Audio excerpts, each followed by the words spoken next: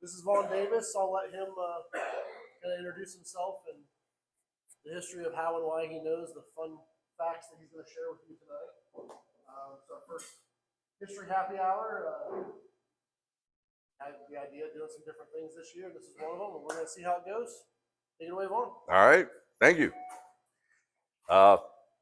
As Luke said, my name is Vaughn Davis. I was born in Saline, Ohio back in 1966. And there was a railroad track. It was Lake Erie and Western. Went through town when I lived there. And my dad took me to see a steam engine that was going through for, I think they were taking it somewhere, but it was actually running when I was about 3 or 4. And it got me hooked on trains. I've been hooked on trains and railroads ever since then. When I went to Vanderbilt, I was a chemical engineer, but I minored in history.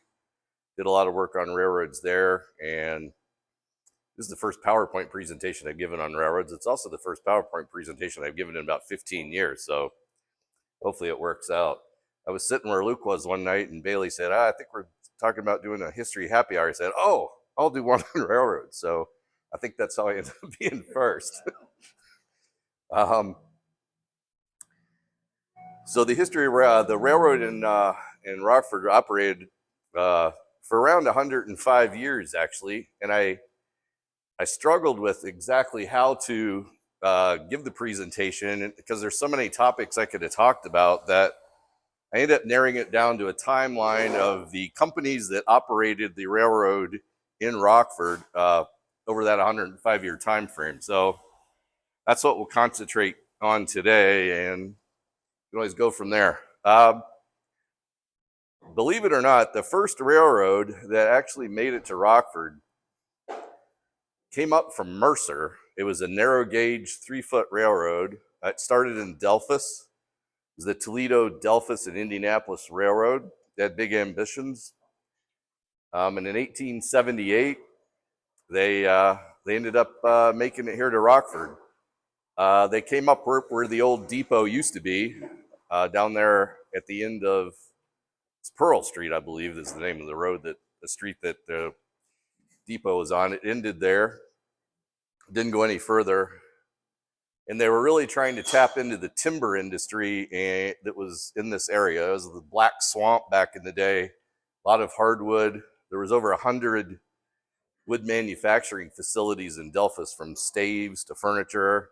And they were really looking for a way to get more wood over there because they started to cut most of it down over there. So they went to Spencerville, to Mendon, and then on into Rockford. It was a lot cheaper to build a 3-foot narrow gauge railway. Instead of about $24,000 a mile, you could do it for about $8,000 a mile. Consequently, you couldn't carry as much either. So there are downsides to that. So we'll go through the that company that we had back then. So the Toledo, Delphus, and Indianapolis was chartered on March 14th in 1872. They didn't do a whole lot for a long period of time. There was a financial sort of panic, if you will, back in 1873, caused a lot of people to not spend any money, invest in anything, but they finally got going.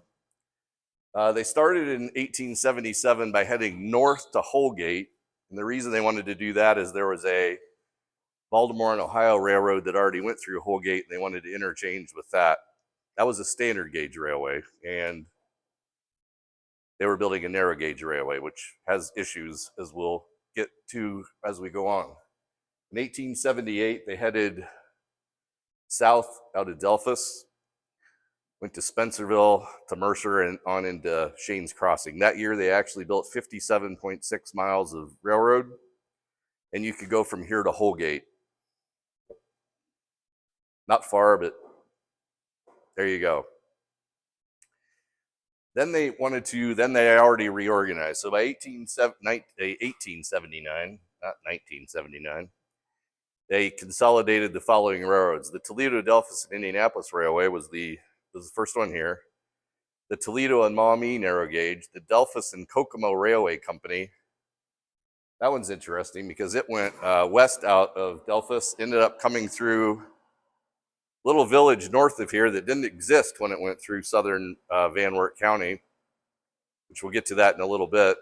and it kept going west into Indiana, and the idea was to make it to Burlington, Iowa. Then there was the Delphus, Bluffton, and Frankfort Railway Company in Indiana that was building over there. The idea, they wanted to build a nationwide network of narrow gauge railways that would go from Toledo all the way to Mexico and west to St. Louis and Burlington.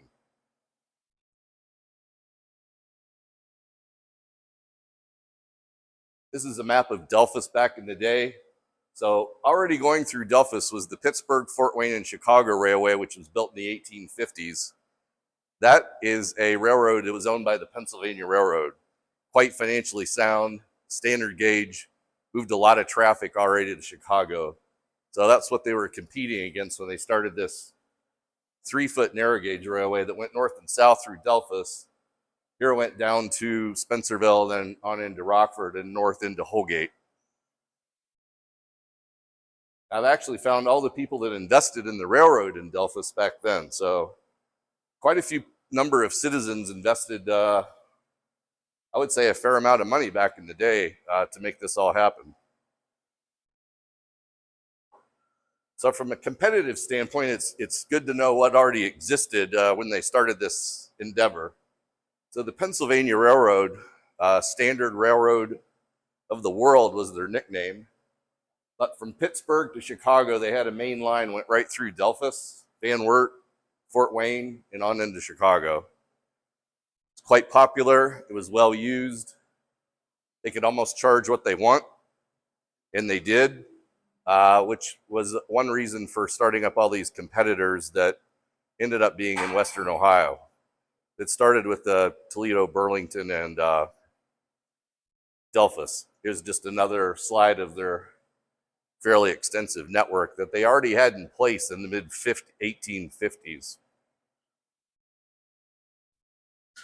So here's a map of the Toledo, Delphus, and Burlington. The junction right there is Delphus. So that was going to be sort of the center point of this network. Going up to Toledo, the blue line went out to Burlington. The red line went to St. Louis.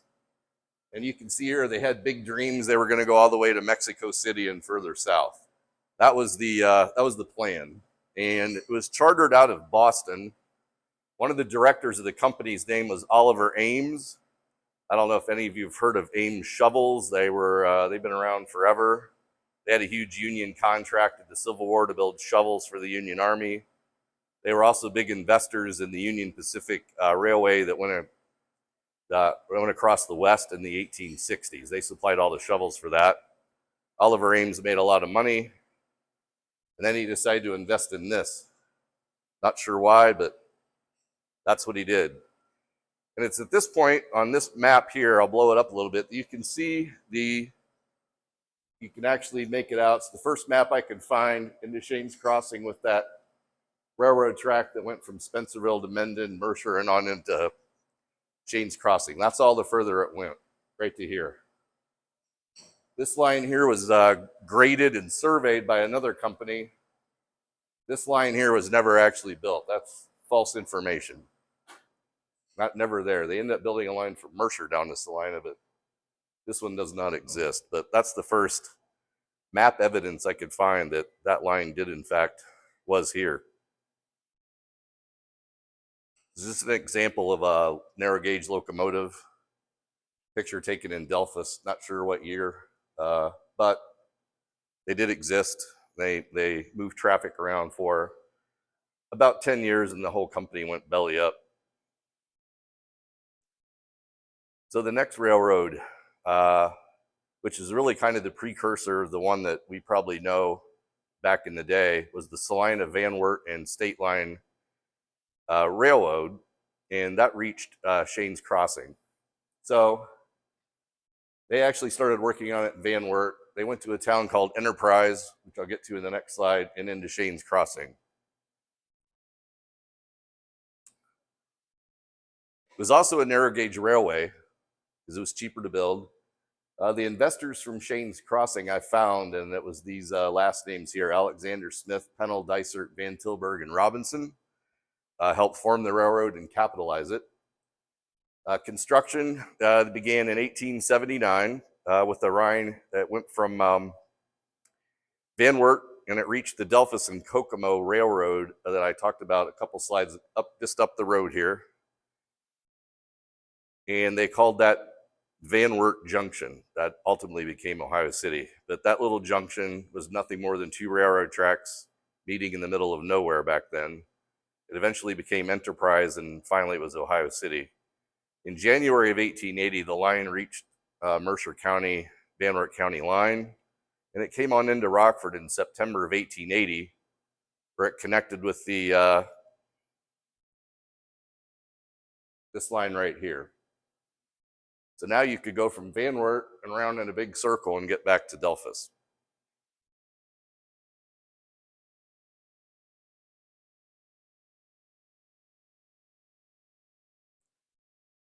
The TD&B ended up extending its line from Mercer into Salina in November of 1880, and therefore you could then get from Van Wert to Salina on a narrow gauge railway in one straight shot.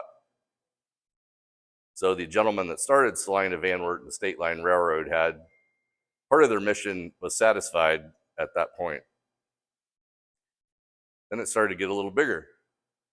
So in 1881, another company started called Cincinnati, Van Wert, and Michigan Railroad. And they luckily decided that it would be a great idea to convert the line to a standard gauge railway, which they did. And they literally did it overnight in a day. They had 1,000 men out there, and every 60 feet, they had enough people just move it over, and they just kept on going. That railroad was organized in 1881. They leased the Salina, Van Wert, and State Line Railroad and another railroad called the Van Wert, Paulding, and Michigan that went north. They converted all those lines, and they were the ones that began the line from Rockford to West Manchester via Salina that reached Greenville in 1883. Therefore, it made that line from Pearl Street down to Mercer redundant at that point, and at that point, that line was abandoned and no longer used. So we now had a standard rail gauge railroad in Rockford, and it's been that way ever since. Well, until 1982 anyway.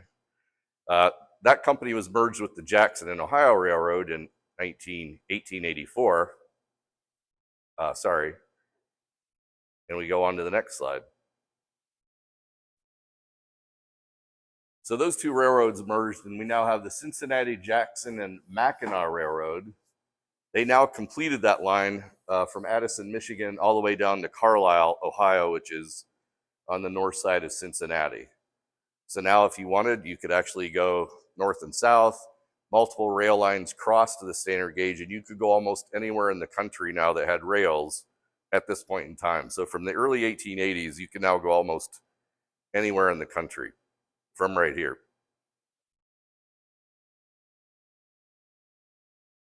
Yeah,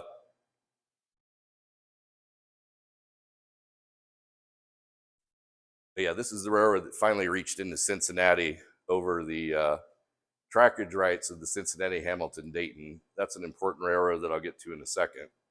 And then in 1896, they were able to get to Cincinnati with another large railroad that ended up buying them called the Cleveland, Cincinnati, Chicago, and St. Louis. That's called the Big Four. That ultimately became part of the New York Central. I was able to find actually some pictures of a locomotive back from the Cincinnati, Jackson, and Mackinac Railway. This is from 1890. This is a 260 locomotive. Looks very much like the one back here, actually, on your on the wall back here. Same kind of time frame. This is when you start seeing railroad tracks on maps in Rockford. This map is from 1888, Shane's Crossing.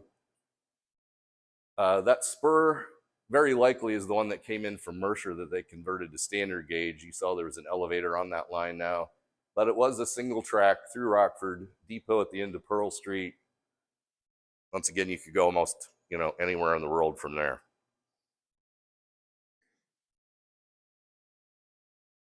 This is another map from the same time frame. You'll note here, this railroad line is still here. It says Toledo, Delphus, and St. Louis Railroad. It does say abandoned. This is the one that went down to Mercer. There's the CJ&M that went through north to south. Went down to Salina. From there, it went to Coldwater, to St. Henry, Burkittsville, and then down into Darke County from there.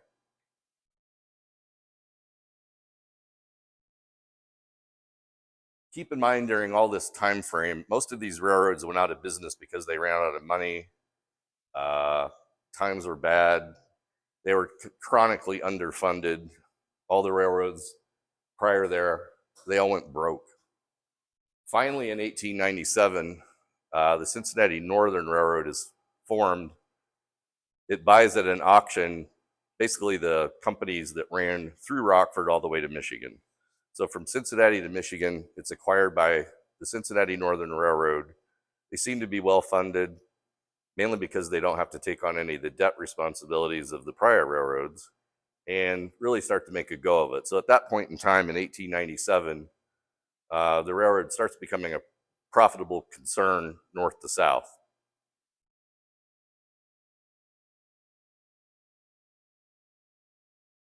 This railroad was incorporated in 1894 as the Stayton, Cincinnati and Terminal Railroad.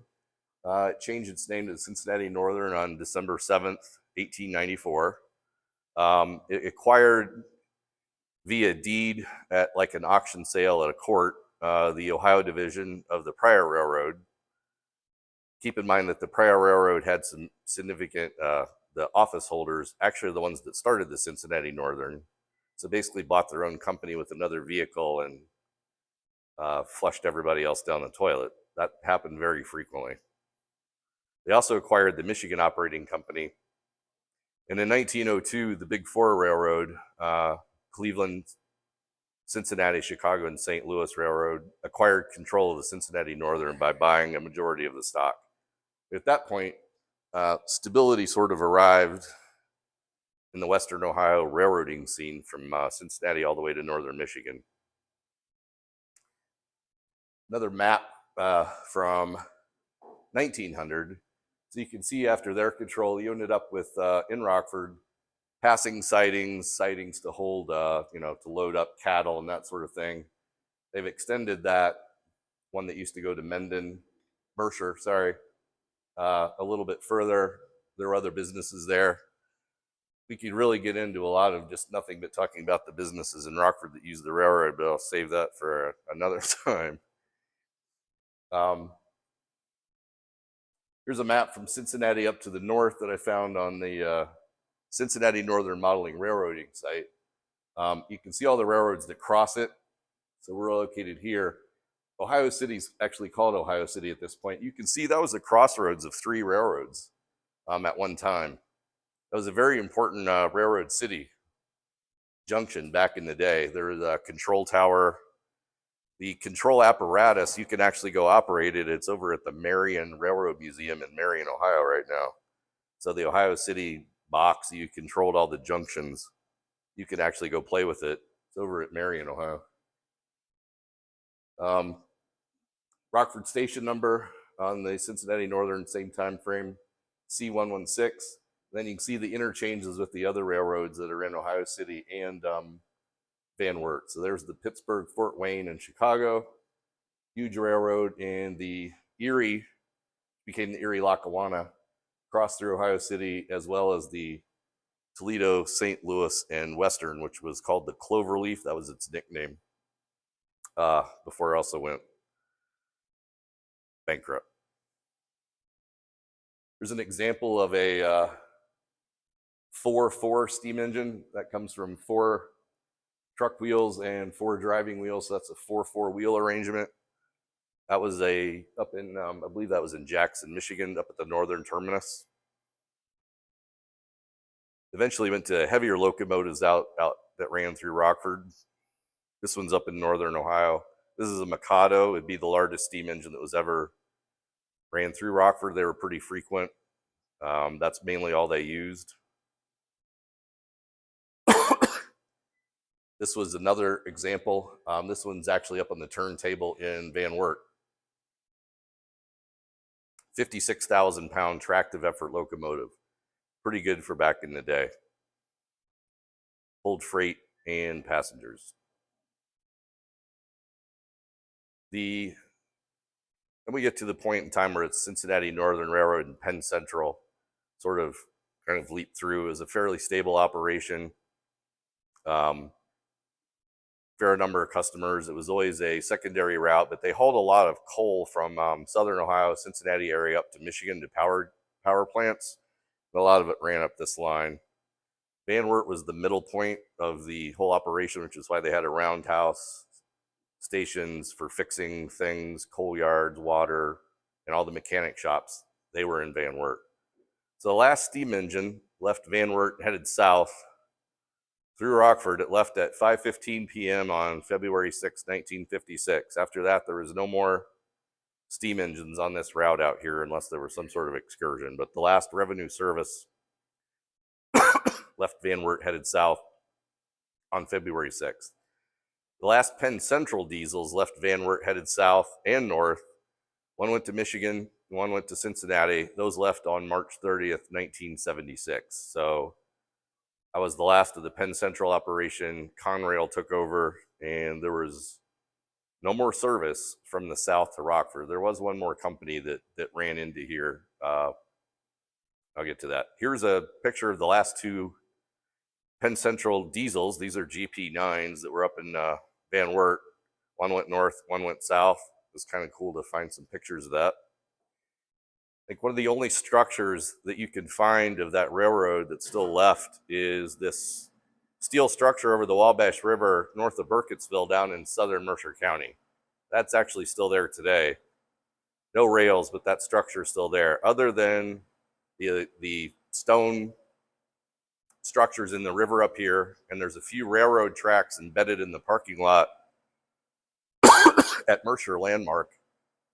I think between Logan and the street south in Salina, you can see a few tracks there. That's the only remnants left. There's a small operation going from Ansonia to Greenville that's operated by R.J. Corman, and that's it. That line there's nothing left of it. However, while it was operating, it was part of a fairly large system. This is the Big Four that I talked about, a unit of New York Central. There's the line we've been talking about that went through Rockford. It was part of a very, heavy-duty integrated industrial operation. I've got a map of the entire New York Central here that you can walk up and look at it later. That's basically the competitor of the Pennsylvania Railroad. It was roughly 2/3 the size, but it did make more money. But in the late 60s, the New York Central and the Pennsylvania were failing organizations. They combined into the Penn Central and failed even faster. During this time frame of growth in Western Ohio, so we started building here about right here. There's about 75,000 miles of track in the entire United States. By 1924, there was 254,000 miles of a track, which is the peak that ever existed in the United States. It was reached in the 1920s. And it's been on a slow decline, and then it kind of rapidly fell off in the late 70s and 80s. There's now only 93,000 miles of track left in the United States. It's well used. I must admit, it's a lot more efficient than it ever was, but we're at almost 30% of what we used to have.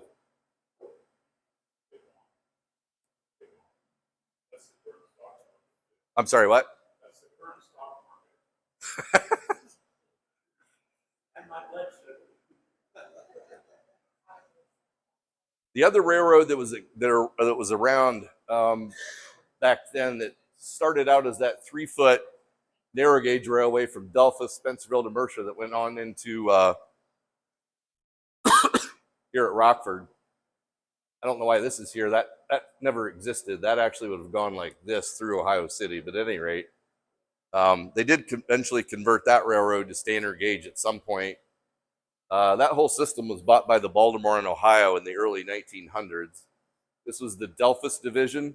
That was put out to pasture in about 1922. So this line that used to run through Mercer on into Mendon hasn't been around since the 1920s. It's been gone a very long time. However, if you look on Google Earth, you can still to this day kind of see where the track went based on alignments of houses and roads and trees and woods. You can kind of almost pick out this line right here for sure. This line is now the highest capacity track in the CSX system. It hauls the most freight on a 24-hour basis for CSX Railway. That's the Toledo subdivision now, and it's well used, highly used, and it's very efficient. And that was developed a long time ago, which is kind of cool. Just some other things I found. This is a sort of a timetable from how to get north to south. Like they made it into Rockford about 10:05 in the morning on so that train, and then the other train arrives at 7:35. So two trains a day came through here.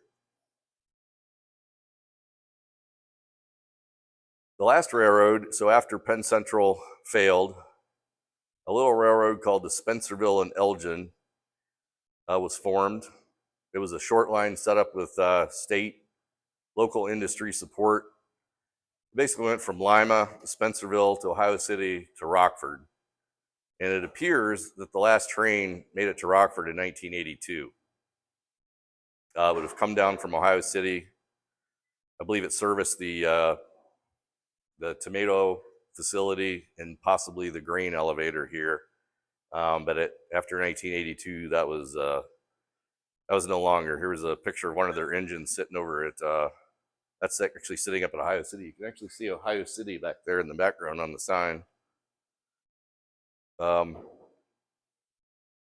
We know it was coming here at least in 1979 because we found some train orders about showing up in Rockford. So, and this one here is, you can only go 5 miles an hour over South Street crossing in Rockford due to bad rail.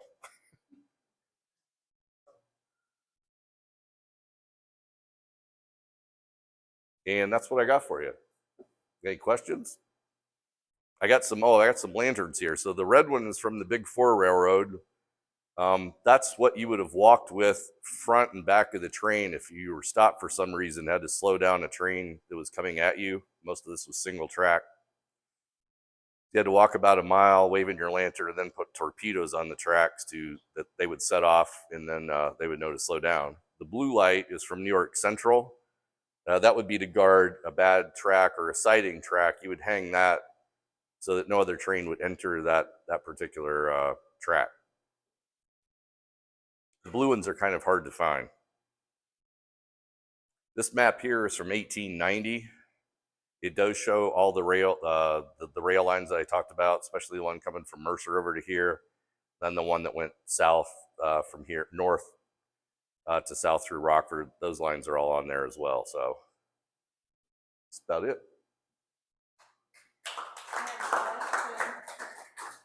Anybody have any questions? Yeah. When did they stop hauling passengers through the town? Yeah, that's actually a good question. Most of the information I have would suggest that the passenger ended in the early 30s. I wasn't on this, but I swear I've seen. They ran these things called doodle bugs, which was a single car gasoline powered kind of thing that picked people up.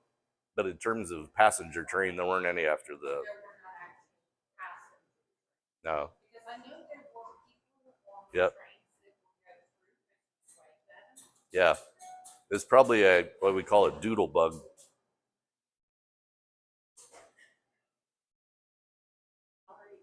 were in my backyard.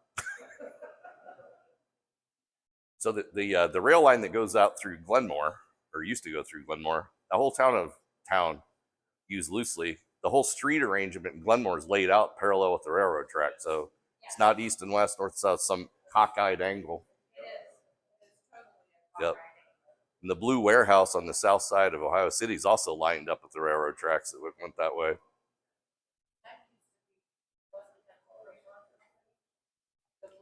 I think the only business served by rail here in Rockford is the Fremont Company, where the tomato paste comes into Salina now, and then it's trucked up to here from that rail transload facility.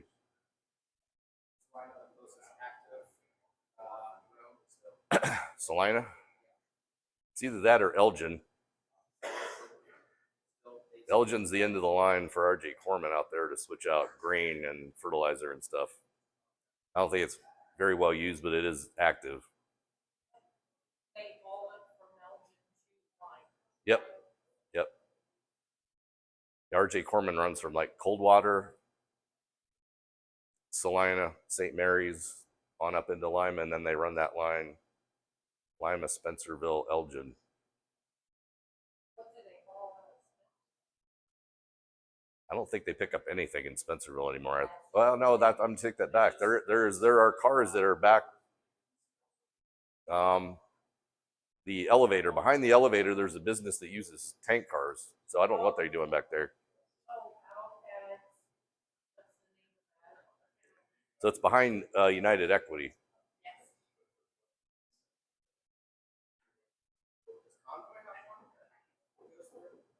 Yep. Yeah, Convoy has an active track. Yeah. Yep.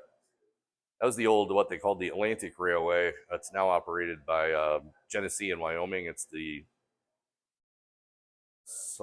Chicago, Fort Wayne, and Eastern, CF&E, run by Genesee and Wyoming. Runs from Chicago all the way over to like Upper Sandusky. Has trackage rights that far. The line itself is owned by CSX, but they lease it to CF&E. This railroad go, you go south,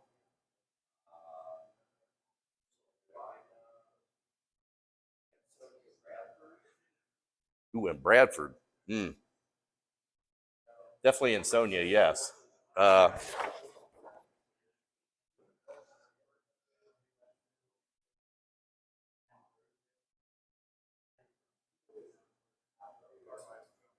Yeah, so it went from St. Henry to Burkittsville or Gilbert Station. Rossville, where the track is, Ansonia, Greenville. It's not the line that goes through Bradford, no. That's a different line.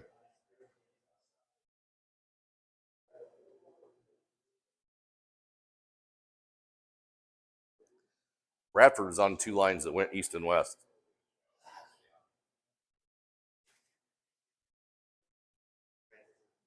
Yeah, they crossed. Yep.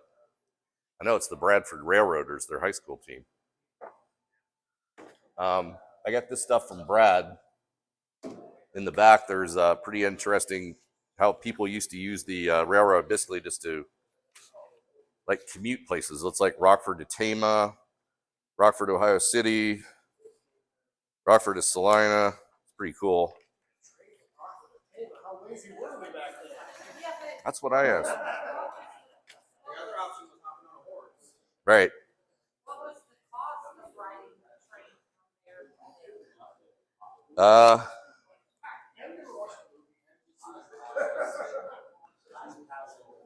it's 35 cents to go to Salina. Yeah. I can't drive for that. Probably $20 back then. I can't drive to the gas station. But yeah, I mean, 35 cents to go that far, you gotta go in horse and buggy. Right. That was you were walking or horse. That was your options back then, right? Kids were half price. That's why they had some men. You could take 16 kids. What was the price? 35 cents. 30 cents. 30 cents. 25, 30 cents. Yep. Yep. Which is probably a fair amount of money back then. Hey, I was going to ask you, like, who did they find folks that buy a railroad?